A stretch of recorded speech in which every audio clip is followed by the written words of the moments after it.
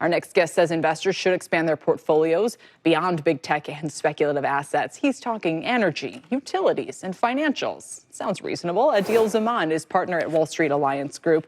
But it's kind of fun to be where the innovation is, too. People want to be where the big gains can be made, the transformational wealth-building gains, and not just picking away at these, energy stocks or whatever. Yeah, they sound boring, right? So I think that really a lot of investors are not diversified, because even if you're investing in the S&P 500, you're not diversified. You're more than 40% in tech. So I think we've started seeing this since July 10th, that the NASDAQ has been underperforming the broader markets and severely sectors like utilities, financials, and energy.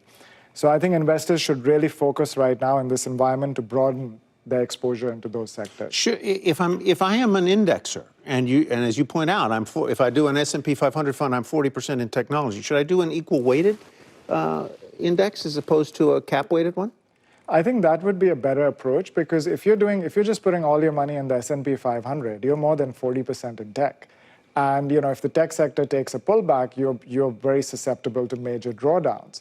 So really, it makes sense to cautiously to improve the breadth in the portfolio so that when the market does come down, you have protection.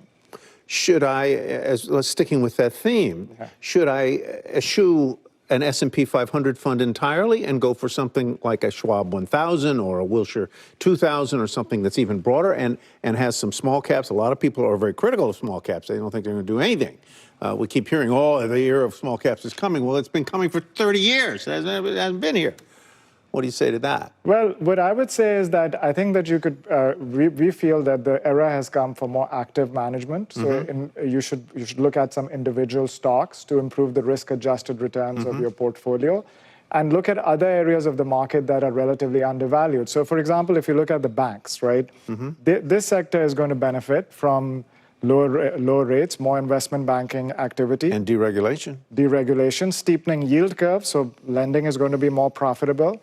So if you look at a bank like Goldman Sachs, not only do they benefit from greater investment banking activities, but if you look at the asset and wealth management division, has over $3 trillion in assets, which is only going to grow as the market goes up. So adding some type of exposure there and these type of companies would make sense. Where else do you think we should be looking? Are there undervalued parts of the market? What else do you like?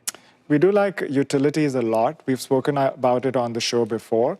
But I think with this Trump administration coming, there's going to be more investment in artificial intelligence. Well, I'm chuckling because it's up 20. If this were 5 years ago, we'd be saying, oh, yeah, boring old utilities, or it's a rate play. Now it's practically part of the hottest trade on the market. So you're like, don't go to NVIDIA, but it is okay to go to the utilities. You know what was the worst performing sector last year? It was utilities. Utilities, wow. Yes, so that's surprising, because this technology has been on the scene. People didn't realize that, right? And so we've been talking about it since the beginning of the year, and that has played out well. I think with the new administration, with greater focus on artificial intelligence and crypto, that consumes a lot of electricity, deregulation will also benefit that space. So we continue to like that. Where does crypto fit in an individual's portfolio? So we actually have indirect exposure. We're not directly investing in crypto. We have indirect exposure, and we think utilities gives that exposure to our clients. We like other areas like energy, for example, which also benefit right now because of deregulation. I think sticking with that theme, more drilling projects, so companies like ExxonMobil, companies like ConocoPhillips, which pay a great dividend also, that's what we like. All right. Aadil, thanks for your time and for joining us today. Thank you. Aadil Zaman.